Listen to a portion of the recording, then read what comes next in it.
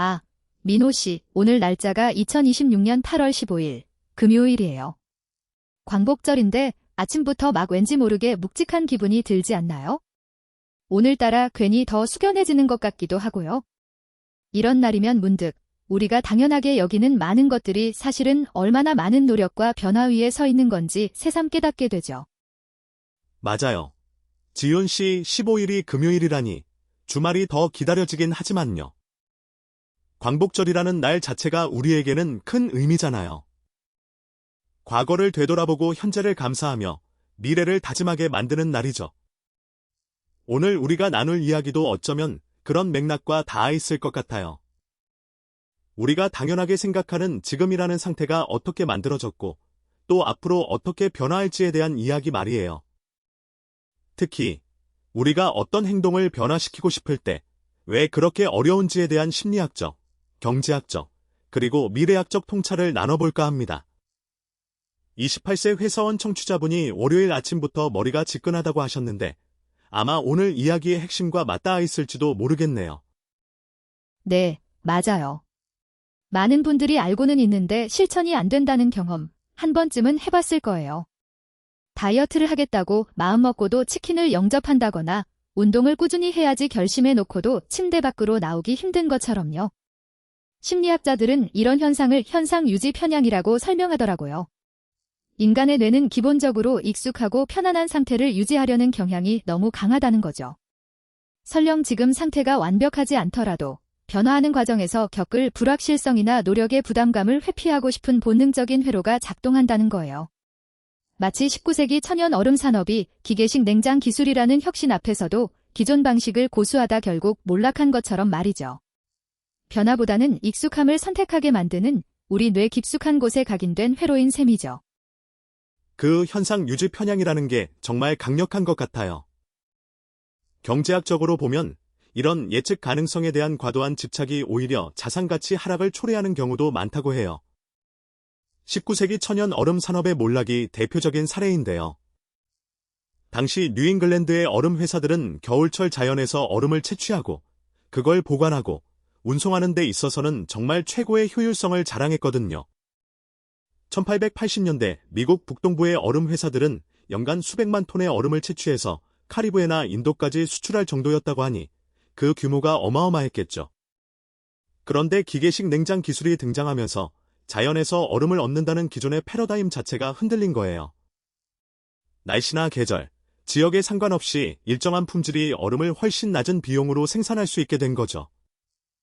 그 결과 1900년대 초에는 천연 얼음 산업이 급격히 쇠퇴했고 기존의 효율성에만 집중했던 기업들은 막대한 자산가치 하락을 경험할 수밖에 없었습니다. 수치적으로 보면 1910년에 미국 냉장고 시장 규모가 150만 달러에 달했지만 천연 얼음 사업 규모는 그에 훨씬 못 미치게 되었죠. 결국 본질적인 가치 제한을 가능케 하는 근본 기술의 변화를 예측하지 못한 기업들의 자본은 효율성의 저주에 빠져 증발해버린 셈입니다. 그런데 민호 씨, 이렇게 전문가들이 이야기하는 통찰들을 듣다 보면 문득 이런 생각이 들어요. 정말 19세기 천연 얼음 산업의 몰락이 딱 기계식 냉장 기술 때문이었을까? 역사학자들은 당시에도 기술 발전 외에 사회경제적 요인, 유통망의 변화, 소비자 선호도 변화 등 복합적인 요인이 작용했을 가능성을 간과하고 있다고 지적하더라고요. 마치 흑백 논리로 역사를 재단하는 것처럼 말이죠. 또 뇌과학자분들은 현상 유지 편향을 천연 얼음 산업 몰락에 비유하는 것이 억지스럽다고 인간 심리와 산업의 흥망성쇠를 직접 연결하는 건 과도한 일반화라고 꼬집기도 하고요. 네, 저도 비슷한 의문을 가졌어요.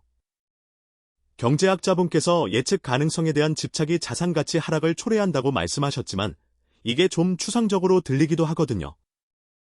결국 기술 혁신에 적응하지 못한 기업의 실패를 효율성의 저주라는 모호한 개념으로 설명하는 것에 그치는 건 아닌가 하는 생각이 들기도 했고요. 마치 현상 자체를 미화하는 듯한 느낌이었죠.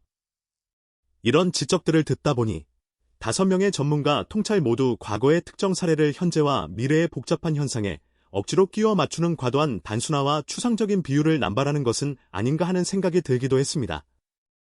그런데 말이죠. 이런 비평들을 다시 곱씹어보면 또 다른 강점이 보이기도 하더라고요. 예를 들어 역사학자분께서 천연 얼음 산업 몰락을 하나의 결정적인 변화로 짚어낸 것은 복잡한 역사적 사건을 대중이 이해하기 쉽게 만들었다는 점에서 오히려 강점이 될 수 있어요. 잘 짜인 다큐멘터리가 복잡한 사건을 하나의 흐름으로 압축해서 핵심 메시지를 전달하는 것처럼요. 뇌과학자분께서 현상 유지 편향을 빗대어 설명한 것도 추상적인 심리 현상에 대한 구체적인 이해를 돕는다는 점에서 근유로서 통찰력을 증폭시키는 역할을 한다고 볼 수 있죠. 맞아요. 심리학자분께서 행동 변화를 막는 가장 근본적인 원인으로 현상 유지 편향을 제시한 것은 복잡하게 얽힌 문제의 본질을 명확히 파고드는 중요한 시도라고 생각해요. 다른 요인들이 복합적으로 작용하더라도 결국 현상 유지 편향이 그 모든 것을 묶어두는 근원적인 힘이 될 수 있다는 점을 강조하는 것이죠.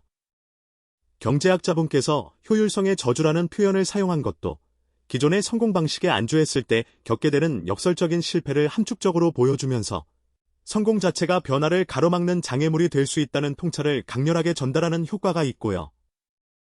이런 관점에서 다시 보면 오늘날 우리가 겪는 어려움들도 조금은 다르게 보일 것 같아요.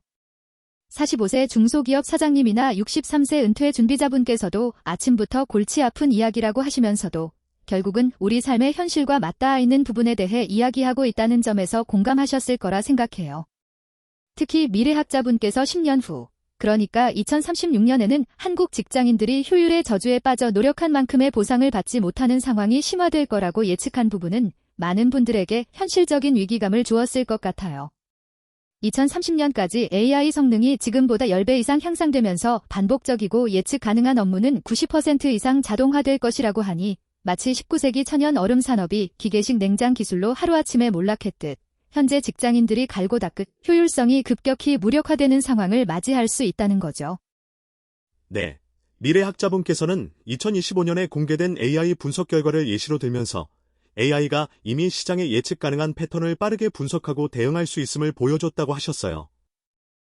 10년 후에는 이런 AI의 능력이 일상 업무에 더욱 깊숙이 침투해서 인간의 효율이 AI의 효율과 비교조차 되지 않는 수준이 될 것이라고 예측하셨죠.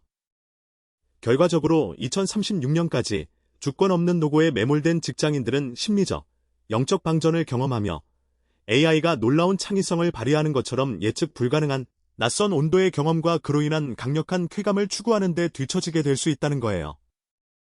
이러한 흐름에 적응하지 못하면 자신의 전문성을 AI에게 대체당하고 더 나아가 쓸모없는 노력으로 인한 심리적 박탈감이라는 직장에서의 대체 가능성이라는 가장 큰 위협에 직면하게 될 수 있다는 거죠. 28세 대기업 사원분께서 월요일 아침부터 머리가 지끈하다고 하셨던 이유가 바로 이것 때문이 아닐까 싶습니다. 결국 우리가 아무리 효율적으로 일한다고 해도 AI의 발전 속도를 따라가기 어렵다는 현실적인 고민이 우리를 짓누르는 것 같아요. 현상 유지 편향 때문에 변화를 망설이는 사이 AI는 끊임없이 발전하고 우리의 자리를 위협할지도 모른다는 불안감 말이죠. 하지만 저는 오늘 나눈 이야기 속에서 희망을 발견하고 싶어요. 19세기 천연 얼음 산업이 몰락했지만 그 자리에는 냉장고라는 새로운 혁신이 등장했듯이 AI 시대에도 분명 새로운 기회가 있을 거라고 믿습니다. 중요한 것은 우리가 낯선 온도의 경험, 즉 예측 불가능한 새로운 것에 대한 호기심과 도전을 멈추지 않는 것이겠죠. 맞습니다. 결국 변화는 피할 수 없는 것이고 그 변화 속에서 우리는 끊임없이 배우고 적응해야 합니다. 효율성의 저주에 빠지지 않기 위해 우리는 현재의 익숙함에 안주하지 않고 미래를 위한 새로운 가능성을 탐색해야 할 것입니다. 오늘 나눈 이야기들이 여러분께 조금이나마 새로운 관점과 용기를 드렸기를 바랍니다. 2036년 AI가 더욱 발전한 세상에서도 우리는 여전히 의미 있는 일을 하며 행복하게 살아갈 수 있을 거라고 믿습니다. 네, 오늘 이야기는 여기서 마무리해야 할 것 같습니다. 다음 시간에도 우리 삶을 더욱 풍요롭게 만들 인사이트를 가지고 돌아오겠습니다. 오늘 저희 이야기가 여러분의 낯선 온도를 탐색하는 작은 계기가 되었기를 바랍니다.